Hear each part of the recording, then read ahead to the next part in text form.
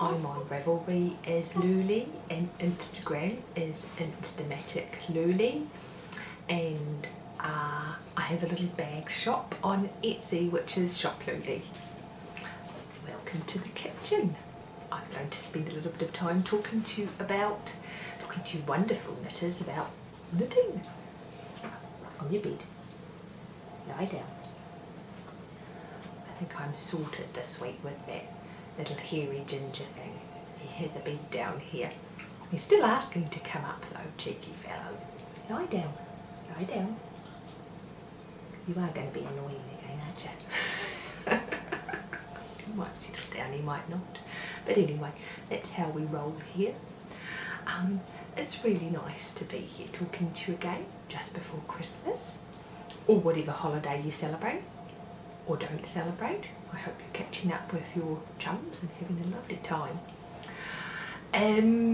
Right, so the first thing I have to talk about was the Shetland Wool Week giveaway, and I drew for that with the hairy man as my witness, and Columachia won the prize, and I have sent it off, so I hope you get that soon, Colima, and can have a nice little sit down with a coffee and look through that magazine. I hope you enjoy it. Yeah, so that was lots of fun. I really enjoyed seeing the things that inspired you, and Colima had recommended a book which I forget the name of, and it was one that I could get through the library, but our library's being renovated at the moment, so I couldn't order it in. So hopefully that will be back in action soon and I can get that out and have a look. I also discovered a whole lot of other similar books. So I might be ordering quite a large stack. But that'll be fun, be good fun. Right, so charge the coffee. You will have seen from my finishing glory section that I have finally finished Sephora by Woolly Wormhead. This thing here in our house is known as a hat blocker. They don't take up much space at all, but they do tend to pop if the dogs get at them. Okay, so this is Sephora by Woolly Wormhead, and it was the mystery knit along from last year, and I have only recently finished it. I knitted it in Little Grey Sheep yarn, and it's a really great pattern. I like it. I like that it has a hem, so that keeps you nice and warm over your ears. I like hemmed hats in a fine weight yarn because I feel like the double layer is better for keeping the wind out and actually keeps my ears warmer. And we have quite a moderate climate here. It very rarely gets down below 0 degrees, maybe sort of like 2 or 3 when, you know, if it snows it'll get down to below 0, but not very often. And so a lightweight hat with a hem is really useful here. However, it's too big. It's too big for my liking. I like a slouchy hat, but this is just a little too slouchy, so I really don't know. I don't know what I'm going to do with it. The other thing is, I wouldn't buy this yarn again. I love the colours, and I really like the way the finished things feels, especially now it's been washed. I think that's really nice. I didn't enjoy knitting with it at all. I think I need a yarn that is a little bit more, I hate to say robust, because you do want some yarns to be lovely and soft and not very tightly spun, but the fact that I couldn't undo this and re-knit it was, I need a yarn that I can make mistakes with and reuse. Is the size of it. Yeah, if I can't pull it undone and re-knit it, then it's just not robust enough for me, and I didn't really enjoy knitting it.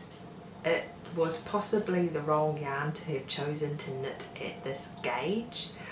I found it quite difficult to work with, and it was possibly the wrong yarn to choose to knit with this pattern, because it's got a bit of a halo and the stitch definition gets lost a bit.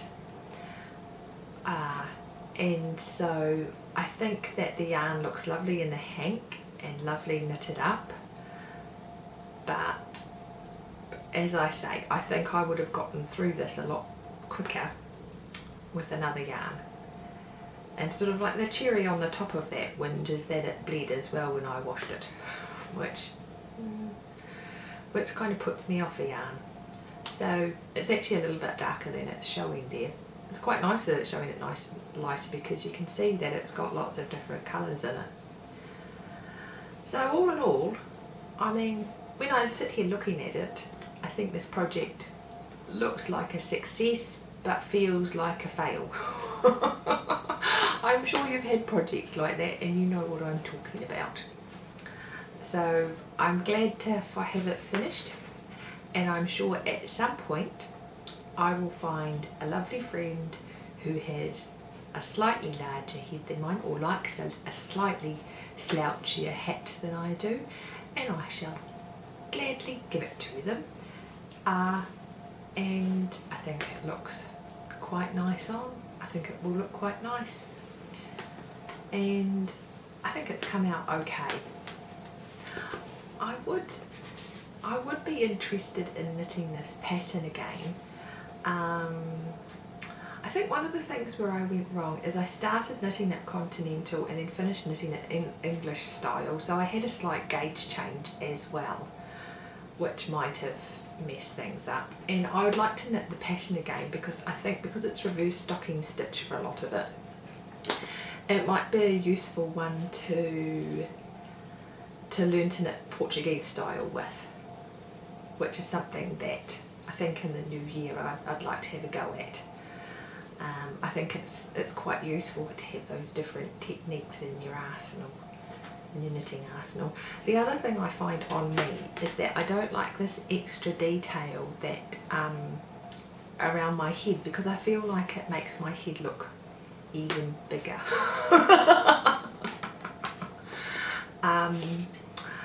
My head has a 23-inch circumference, and I think that's larger than most people. I mean, it's in proportion with my body. No one said, "Lee, that big head woman." But yeah, I need to find someone with a massive scone. So anyway, I'm going to put that in my box of gift knits, and I'm quite pleased that it's done now, and I may or may not knit that pattern again, because I think it is a nice one, and it looks nice when it's finished, but I would choose a very different yarn next time. So that's my Sephora hat. I'm just looking at my show notes, and I have a note here to talk about what I'm wearing, which came before everything else I was supposed to do. So today I have on a shawl by Stephanie Chappell. I think that's how you say it. Go forth boldly. That's how I'm going to say it. And all the details, there'll be a link to all the details in the show notes. The yarn was a hand dyed, it was indigo dyed. It's not very soft, it's quite crisp, but I find that this colour goes with lots of different things. I suppose it's kind of a jeans colour, and it has worn like jeans as well. It's sort of gotten, well, no, it hasn't faded, but yeah, it's got a very denim-y sort of a look, which goes with a lot of the things I wear, which I suppose is mostly jeans, so there you go. Anyway, details about what I'm wearing today can be found in the show notes.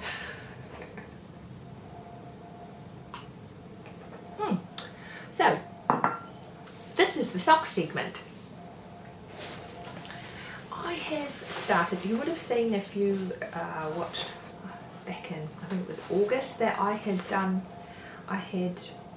not really joined in with, I got on the back of the bandwagon for the D Speckle that was being run over at the Yarngasm podcast, and I spun some yarn to make socks with.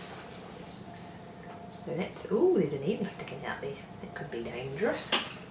Put that down there. Oh, it is that bright. I hope you can see a bit more detail in that. Still focusing on my face.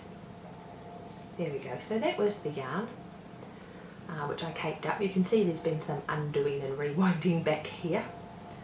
And I have started knitting a pair of socks with this. They're coming out at about a sport weight. And just doing them in 2x2 rib so that the cuff stands up nicely. I don't think I have enough yarn for a complete pair of socks.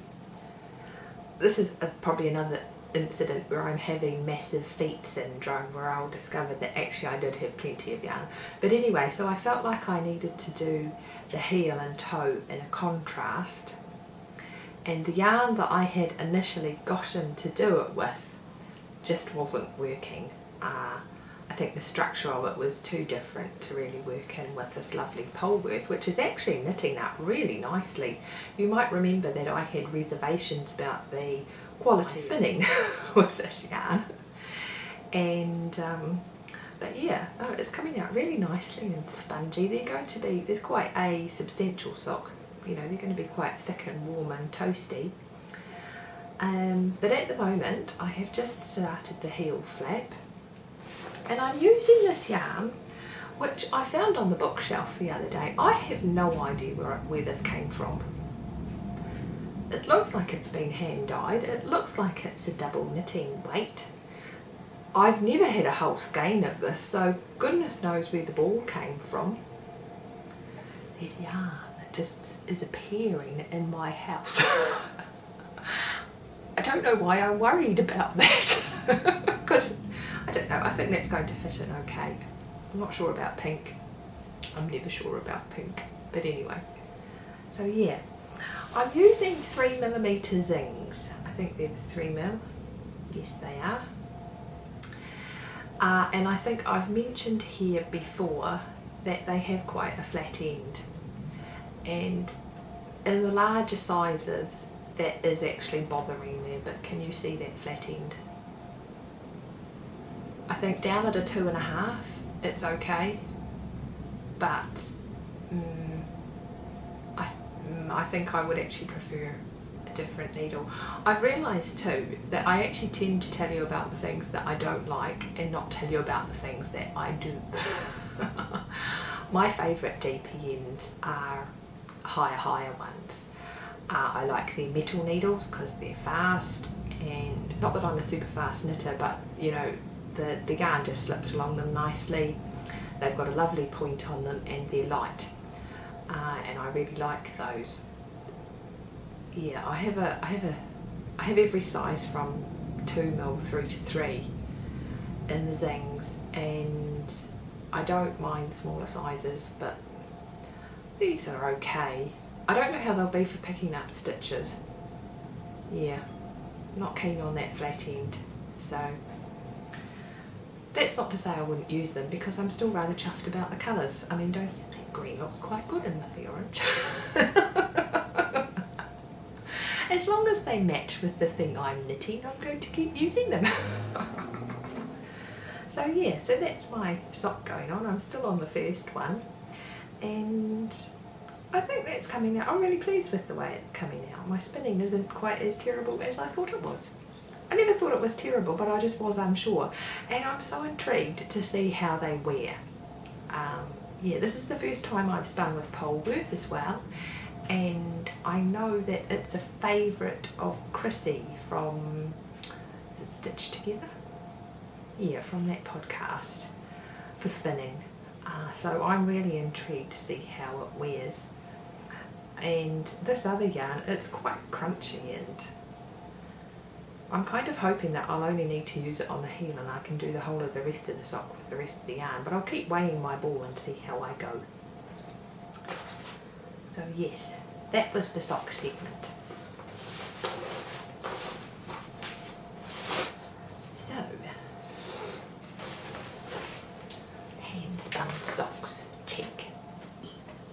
sweet tea. Not tea, coffee. Not much tea drinking goes on around here. So the next thing I am working on is something that you've seen before,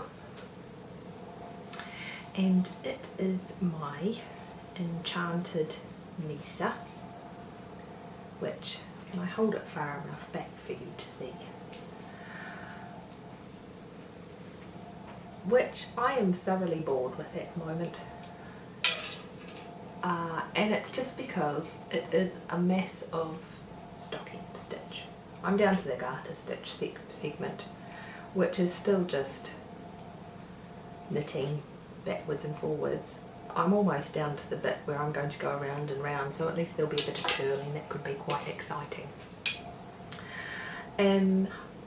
I have been making this from a selection of blacker yarns, mostly Blacker Elegance. This nutmeg colour that is the main colour that I've been using is Elegance, and I've got a few other colours of Elegance in there, but I've got some merino, some of their British merino and whatnot there. So I'm just plugging away at that. I do keep picking it up because it's quite meditative, but just not very exciting. I think that, well, the problem is that I've knitted the torso twice. I had this inkling when I started knitting this stripy bit the first time that it was a bit tight and wasn't going to wear very well. But I soldiered on foolishly. I should have gone with my knitterly intuition and undone it then. So I got all the way down to the point about where I am now and decided that I had been right in the first place and that I should undo it.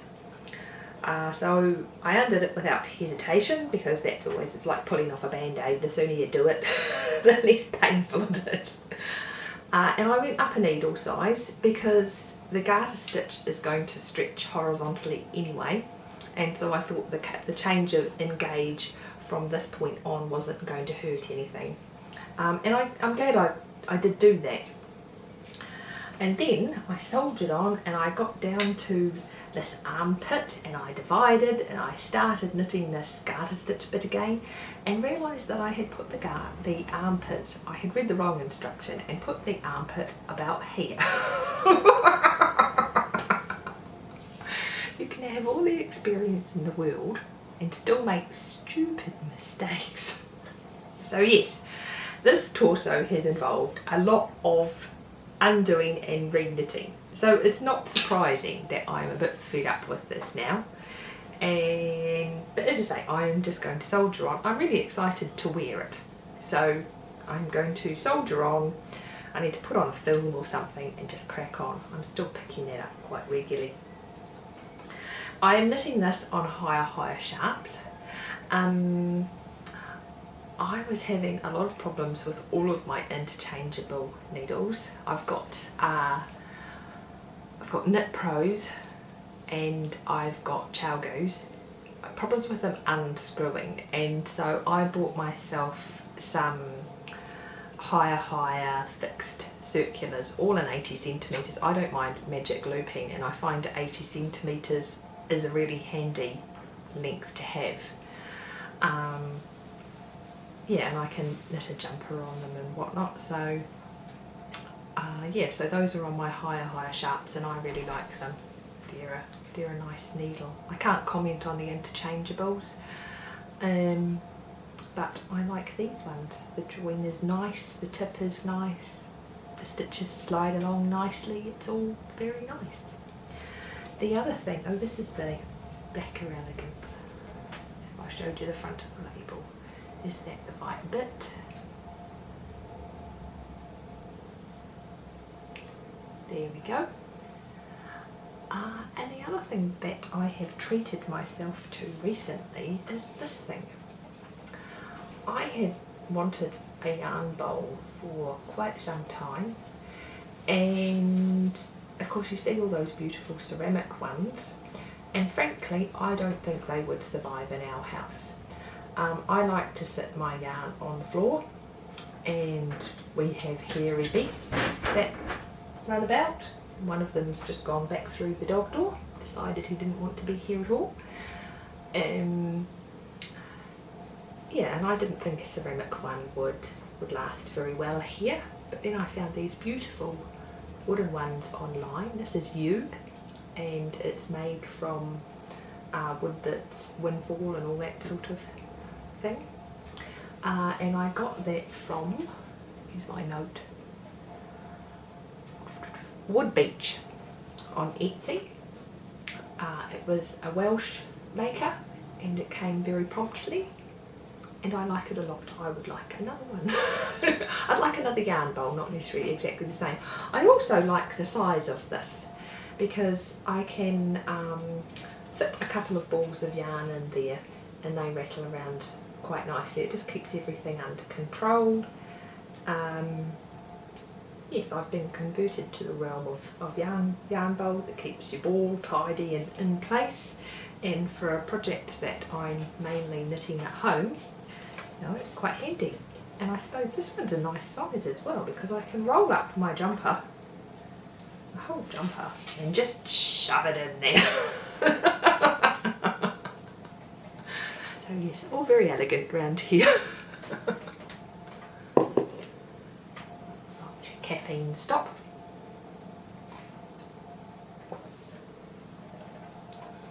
Now, to finish off with, I wanted to talk to you about twisties, because this is something that I keep having conversations with other spinners about, and some of them are quite experienced spinners. So I thought I would say something on the podcast. It's not anything special to me. I'm not sure where I learned about twisties. It might have been from Expertly Dyed, or it might have been from Judith Mackenzie, or it might have been from both, or it could have been from somewhere else completely. But I have, in the last week, I've had about 3 conversations about twisties. I think some people call them ply-end samples. And whenever I meet spinners, and some of them have been quite experienced, they don't seem to know about a twisty. And you're going, what's a twisty? I don't think anybody else calls them a twisty, that's just my thing. Anyway, so I'm currently spinning this blend of Polworth and Shetland. I blended this myself. I had the same fibre that I had used for my sock yarn. I had some left over, and I wanted to do something different with it, so I blended it in with some dark coloured Shetland that I already had, and I've been spinning that.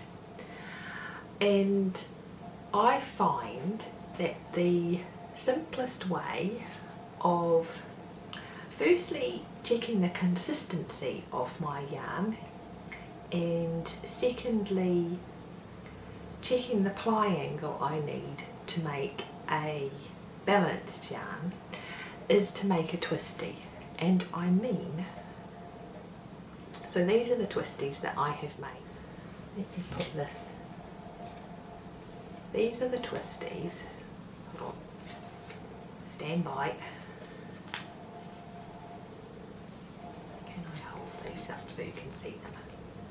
That I have made for this spinning project, and I will make a new one. I hope you can see that. I make a new one every time I start a new bobbin, and what it is, there's 2 here. So what I do is I spin for a little bit, and then I'll pull off about 1 metre of the single, and I've made 1 twisty here, which is a 2-ply, so I just folded that in half and let it twist together on itself, and that lets me see how the yarn is going to turn out. So I can see if it's too tightly spun or if it's too loosely spun. I get an indication of what sort of 2-ply yarn I would get.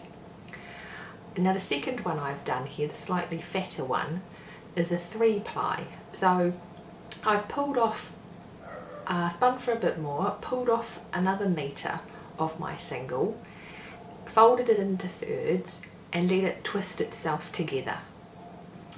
And same thing, I've never tried doing it with a 4-ply. I've only got it up to 3. I think that might be a bit tricky. Mind you, I'm not very coordinated, so you might manage that perfectly well. Yeah, so I let it, and that gives so I've twisted together 3, folded it into 3 sections about 30 centimeters long, and let it twist together so I have an idea of what a 3-ply will look like.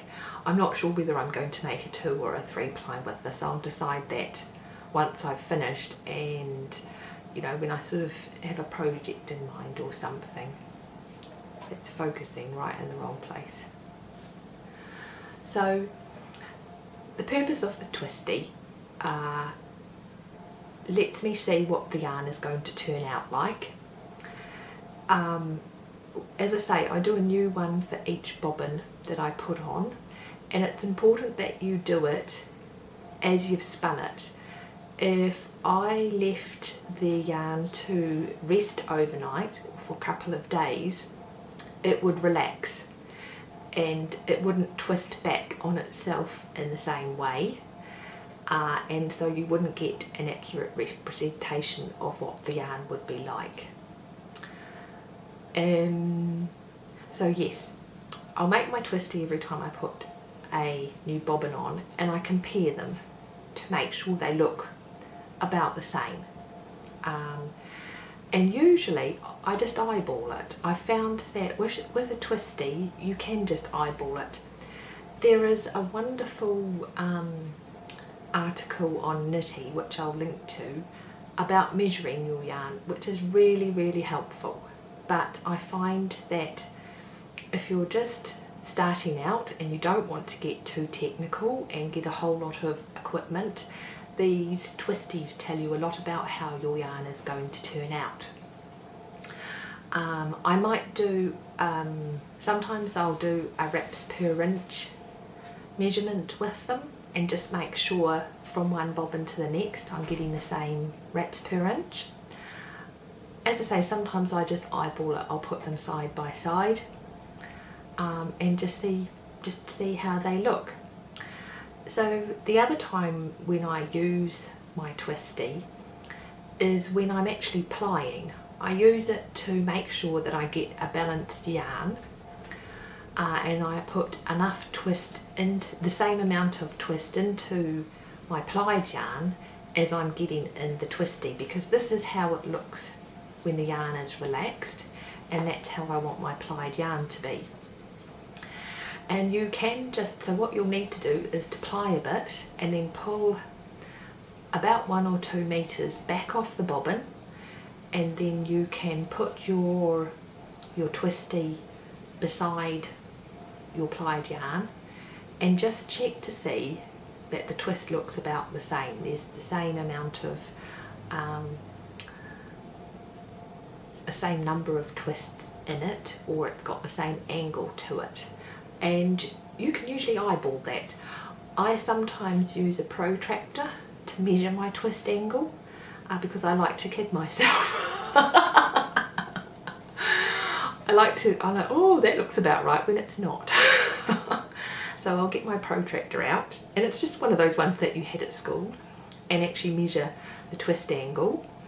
Or you can hold a ruler up beside it and see how many twists there are per inch. You don't want to, when you're holding it, you don't want to stretch it right out. You just want to... The camera went and did that thing that it did in the last episode. It's just started doing this recently. I'm not sure why. I shall have to get the instruction booklet out. And there is that whingy little dog. Come on, Bobby, come. On your bed. Down here, please. Good lad. So, when I'm measuring my twisty, I don't want to really stretch it. I just want to hold it so it's straight enough to measure. And as I say, you can just hold it up to a ruler and count twists per inch. Or, like I say, it can be quite easy just to hold your twisty side by side with your plied yarn and just eyeball it, and that will give you a really good idea of if you're going to get a balanced yarn at the end. And as I mentioned before, there is a wonderful article on knitting if you want to get really technical about measuring your yarn.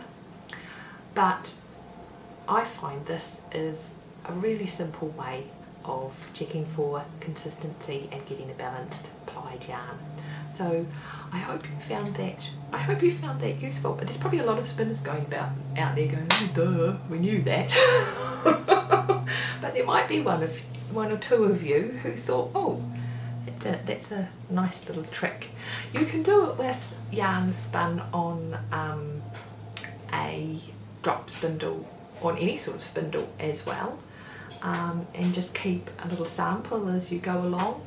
I usually make up a little card. I grab one of my business cards and I punch some holes in it, or I put them in my album now. I just put them straight in there. But I used to make a little card and write all the details on the card, punch some holes in it, and I could thread my twisties through those. Yeah, and that really helped me improve my plying and my spinning overall, because as I say, it gives you an indication right at the outset of how the yarn is going to turn out. And so you can decide whether you want to make it thicker or thinner and how much twist you want to put into it. The other thing that I would say is, if you're new to spinning, is to use your yarn for whatever you're going to use it for. Knit up a swatch, weave with it, do something, because I think that is the best indication on the quality of your spinning. So I have just been editing the podcast, and all the bits where I say goodbye have done crazy things. So I just thought I would pop back in and say thank you very much for watching. I would love it if you introduced yourself on the Ravelry group. It's always lovely to be able to turn one of the view numbers into another person and having the personality and having a nice chat with you. If you've got any questions, just ask them in the episode thread. I just assume that you will. And I hope you have a lovely Christmas or whatever holiday you celebrate, or just a break from work.